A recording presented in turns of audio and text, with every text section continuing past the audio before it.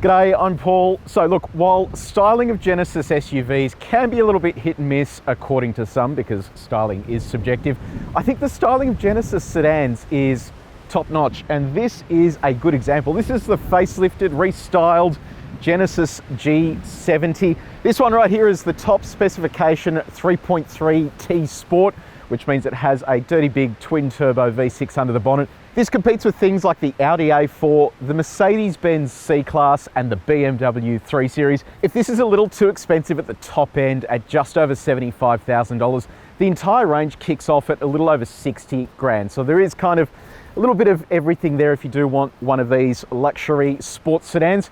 Now, today we're going to do a detailed review of this car. If you do want to skip ahead to other parts of the review, you can use the time codes up on the screen there, or if you're on YouTube, just scroll down and use the chapters below. And if you haven't done so already, I'd love it if you could subscribe to our channel and press the bell icon. That's going to let you know every single time we publish a new review.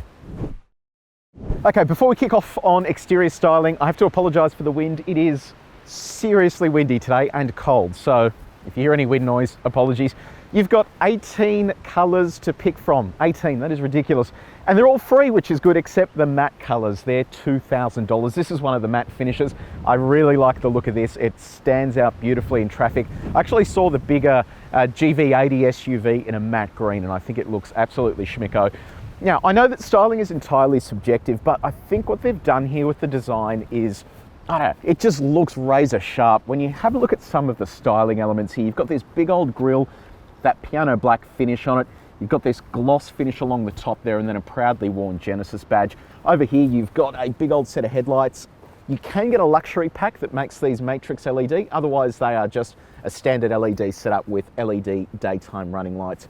I think it's just a really cool design there with that split headlight. And this is the theme that follows other Genesis products as well. So it's kind of their staple. Over on the side, we have a set of 19-inch alloy wheels with a gloss black alloy wheel along the front there. Interesting thing about the brakes, Brembo, 4-piston, 350mm rotor. It is a meaty set of brakes, and you can actually get this as part of a sport package on the entry-level 4-cylinder as well. Comes standard in Australia for the V6, because ultimately this is a lot of power and it needs to be able to stop pretty quickly. Decent set of Michelin treads on there as well. So that means you should have plenty of traction and plenty of grip when you start attacking the corners. Over here, a kind of fake / real air vent. It's got a hole down the bottom there, but for the most part, I don't think it actually does anything. Over here, you've got an indicator built into that wing mirror, camera down the side there. And then if you have a look here, they've gone away from chrome and they have this shadow chrome setup that runs all the way along the side of the car. See that panoramic glass roof along the top there, shark fin antenna, and then whip around to the rear. More of that split tail light design along the back there. And they kind of try and model a lot of their cars off Bentleys. I don't know if you remember with the GV80, it has that sort of Bentayga look to it. 3.3 T badge there, and then Genesis badging along the rear. The other curious thing as well, this has a sports exhaust now with real exhaust outlets. So I'm hoping it sounds good, because it looks good. So hopefully it sounds as good as it looks. So we're inside the G70. Let's start off with the key. Here it is. So it looks similar to other Genesis keys. You have lock, unlock, you have a remote start function, and then also a button there for the boot. On the back, you just have the Genesis logo. It's got like a rubbery sort of leatherette type thing on the front of it. So pretty cool looking key, I reckon. It's a proximity sensing key, so you can just leave that in your pocket. Once you're inside, you hit the push button start. Now, if I had have told you that this bears a lot of resemblance to the Kia Stinger, you'd never know by looking at it from the outside, but also never know by looking at it from the inside. It kind of looks like a completely different car, and that's what I like about this. So Genesis is charging a fair chunk of money for this thing, but ultimately it looks and feels completely different to the product that it's based on. And that comes down to everything. Look at this dashboard. You've got this beautiful sort of material along the top there with that red stitching. Get the Napa leather all over the cabin. I will caveat as well here that this car has the optional luxury pack. It's $10,000, so some of the stuff that you see here won't be standard on the Genesis, so just make sure you check that before you buy, but I'll just point out the stuff that I'm looking at. So yeah, you've got your Napa leather, you've got that stitching running along the dashboard there, all of these soft touch surfaces. It really does look quite high-end and premium, and if you compare it to, I guess, an equivalent 3 Series or C-Class, this definitely feels a cut above the rest. I mean, have a look at the seats. They just look sensational. So what about your touch points? So center console, Not too bad. It's a little bit firm, but okay. And over on the door there, that's nice and soft. We have a device to check how soft they are. This is our gyrometer. We've tested all the main surfaces in this car. If you want to see how this compares to other cars we've tested before, have a look at the link in the description. Now, what about build quality? Yeah, look, this feels good. So I'll share a quick story with you. When I was at the old place, we owned a Kia Stinger, and I don't know, it developed a lot of sort of rattles, one in the boot, the sunroof sort of creaked and had another rattle in it as well. So it wasn't amazing. We did have one of the first cars in the country, but still didn't feel all that good. This, on the other hand, actually feels quite nice. It feels like they've put a lot of effort into making sure this feels robust and premium as well. Let's talk about infotainment. So I'll run you through this screen and then also through the screen ahead of the driver. So up here you have a 10.25-inch display. If you've driven a new Kia or Hyundai product before, this will look familiar because it is pretty much the same. You have your home screen there with profile selection on the side. And then if you swipe over, that's where you access all of the menus. It's a really nice screen because it's high resolution and very quick. You can see there as I scroll between those menus, it is razor sharp. You have inbuilt satellite navigation, but you also have the ability to connect a smartphone.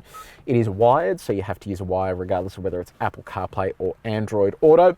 I'll show you what Apple CarPlay looks like first. Here it is here. Look at that. That is such a beautiful display. It's so rich and sharp. Absolutely love that. Now let's have a look at Android Auto. So almost a full screen integration. So this section over here for some reason isn't in use. Even when you go back to the home screen, there's no sort of anything displayed on the side there, which seems like a bit of a redundant waste of space. But anyway, in addition to that, you have a 15-speaker Lexicon branded sound system, and that also offers AM, FM, DAB+, digital radio, and also Bluetooth streaming as well. And finally, I thought I'd point out as well here that this is where you access all the car's settings for some of the custom drive modes, including the sounds that get pumped into the cabin. So there is a lot of fake noise in here, despite the fact that, as you just saw, it has a proper set of exhaust pipes. Ahead of the driver is a 12.3-inch display. So this gives you all the critical car information, your trip computer, your radar cruise control settings, and also the key statistics for faster driving. Down here you have the driver attention monitor, but the cool thing is with the luxury pack, this screen comes with 3D. So that's off at the moment. I'll put it on normal and then maximum 3D. You probably can't tell the difference there on the camera, but what it's showing is different heights for all of these gauges and the vehicle there as well. So I don't know, when you look at it for a while, it kind of makes your head hurt. So I don't know how useful it is as a feature.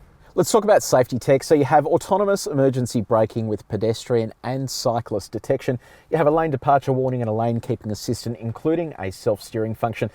Traditionally, I've found with Hyundais and Kias, this doesn't really work that well. It gets really confused with some of the lines, especially on freeways as you have gradual turns. It sometimes sort of just pinballs between the lines, and I just switch that stuff off. I don't really like it all that much. You have blind spot monitoring built into that wing mirror, but in addition to that, you also have a camera that comes on just in the driver display here, and you'll see that when we go driving. That really gives you good visibility down the side of the car, and I think that this kind of technology is where we can really benefit from features like 360 cameras. You've got an auto-dimming rear vision mirror, rear cross traffic alert, and also a junction assistant. Now, in terms of your parking, you have front and rear parking sensors, including a 360 camera, and this is what that looks like. It's okay, not the best camera in the world. You can see here it's not incredibly sharp, and some of the sort of items there look quite washed out, but you do have a number of different views you can select to sort of increase visibility down the sides of the car. You can also zoom in and out. Okay, quick question for you. Is Genesis a luxury brand? That's what they want you to think, but are you convinced? Let me know down in the comments section. They share a lot of platforms. Are you convinced that it's a luxury brand? I'm really keen to get your thoughts. Let's talk about practicality and charging your devices. So you have a 12-volt outlet over here, a USB port just next to it. Let me unplug this. You also have a wireless phone charger down here, so you just slot your phone onto the pad there and that charges away. Another USB port inside here as well, all USB-A ports. In terms of storage, your phone can live down there on that wireless phone charger, or it can live quite comfortably there in the cup holders. What about your coffee cup? It can live in here, but beware. It'll get caught by these edges if you have a tiny little coffee cup like I do. You might need something to prop that up. What about your bottles? So bottle storage, pretty straightforward. You've got teeth there, and then storage inside the doors. You've only got enough room for one bottle, and even then, kind of only just fits if you slide it in sideways. Center console. reasonably sized, not too big, not too small. Glove box, not too bad either. And then you have storage for sunglasses just above here. Righto, let's talk comfort. So you have heated and cooled seats for the front row. You have dual zone automatic climate control, steering wheel heating. The seats, now with this luxury pack you get Napa leather, which is why you get this sort of beautiful setup here. Napa leather is the type of stuff you expect to see in pretty high-end cars, so it's nice to see that they've gone to the effort of actually fitting it here. The Luxe pack also brings with it this suede headliner, which I think looks fantastic. In terms of the seats themselves, they are very comfortable, and they've got a whole bunch of controls down the side here, so you can actually move these bolsters in and out, and just like the Stinger, when you pop it into sport mode, it sort of hugs you in nicely and gets you ready for attack mode. Seats are electrically adjustable for the first row with memory for the driver. Steering wheel is electrically adjustable, and in terms of reach of all of our controls, easy peasy. Okay, second row. Let's start off with the coat hook, because a coat is pretty much all you can fit in here. This is actually pretty bad in terms of legroom.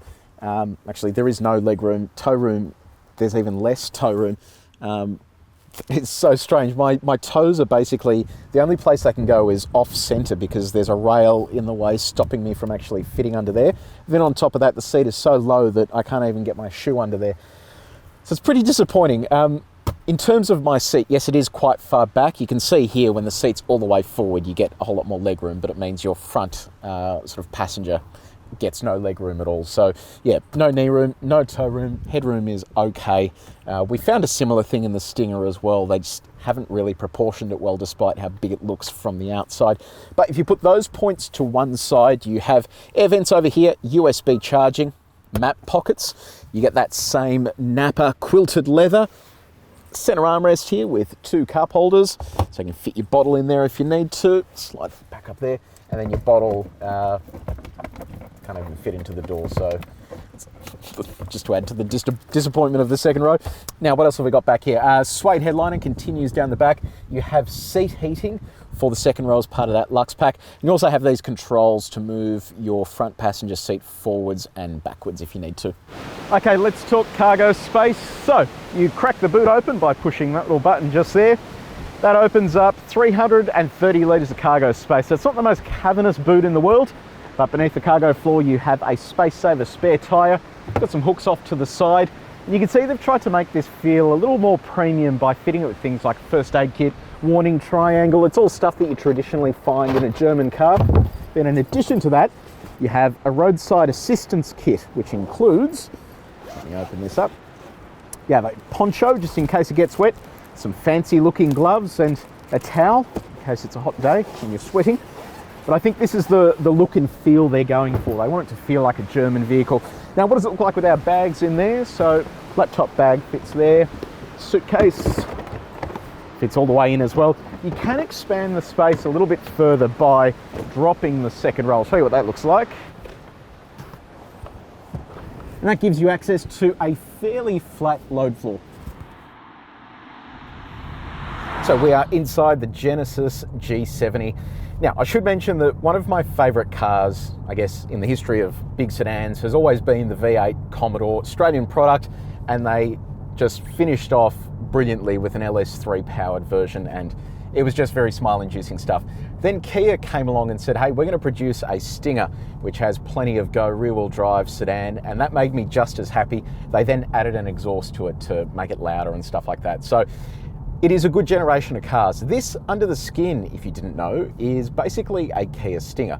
They share a lot of the same components, it's the same chassis, so it is virtually a very luxury, nice version of a Stinger. So that means you get the same 3.3 litre twin turbocharged V6 petrol engine, makes 274 kilowatts of power and 510 Newton meters of torque.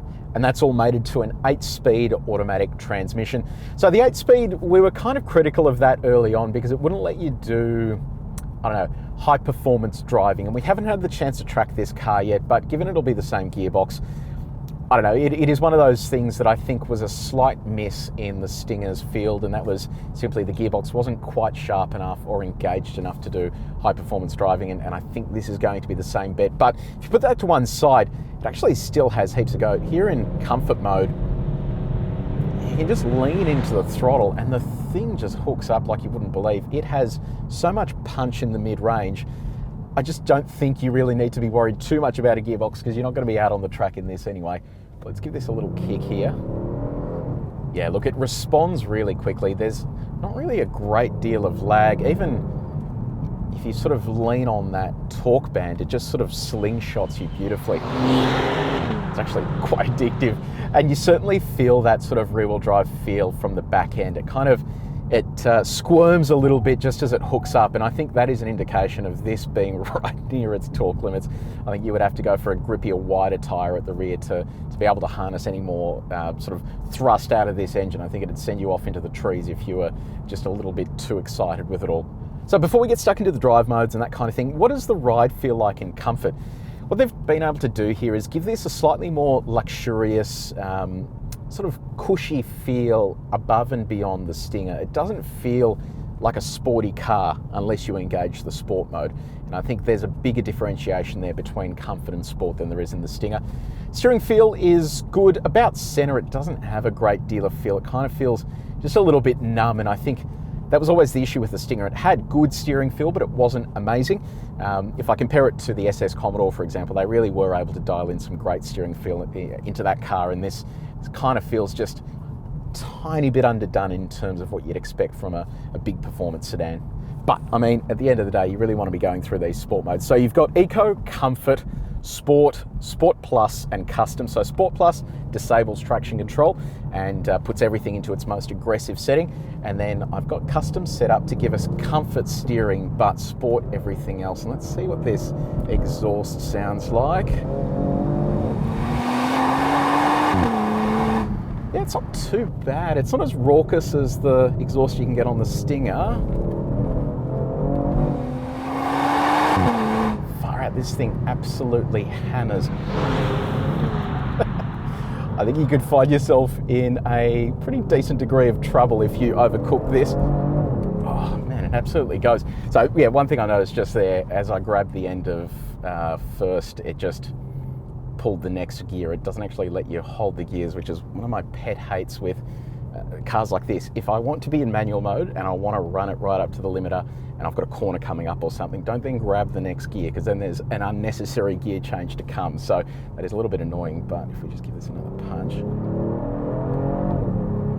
Yeah, it actually feels really good. It hooks up nicely. Yeah, like I said, I think a little bit more power and you wouldn't have enough traction at the rear, but as it stands, this is actually really impressively done. Righto, now what about the brakes and the handling? How does it all feel? So the brakes are good. So Brembo, they have decent amount of stopping power. As I lean into them, they're getting progressively sort of snappier as we go. I found with the Stinger that we didn't really get a great deal of brake fade when we had that car at the track. It was just a decent sized brake for the engine. This takes a lot of concentration because this thing absolutely hammers. Okay, so steering feel, yeah, not amazing as we sort of load it up through a corner, but in terms of handling, even in the sport mode, when you do have the suspension in the sport setting, it isn't over the top, it's not too firm. It's just nice. Man, this thing is absolutely quick. Far out. Absolutely hammers. It's deceiving how fast this is. When you really get stuck into it, it means absolute business, and it's really nice and tidy. It's not sort of midway through the corner trying to snap out sideways. If you feed in the throttle, it's really nice and progressive and gentle. And I know when Atco had the Stinger at the track, click up here to watch that, when he had everything switched off, he had an absolute hoot of a time, because at the back there you've got an electronic differential lock, and when that thing wants to lock up and you feed it full torque, it will do the most epic drifts you've ever seen, especially with someone capable behind the wheel. So if that is your thing and you want to go do some drifting, I think this could be the car for you. Genesis says this will do 0 to 100 in 4.2 seconds. This is how it went when we put it up against our stopwatch.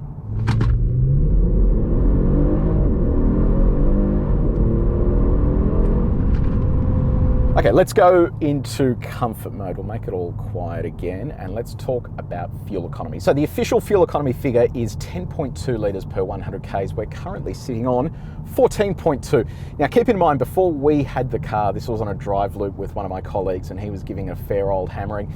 So look, yes, it is going to use a bit of fuel if you get stuck into it, but it's not over the top. I mean, with some highway driving, this really comes down and becomes an efficient car.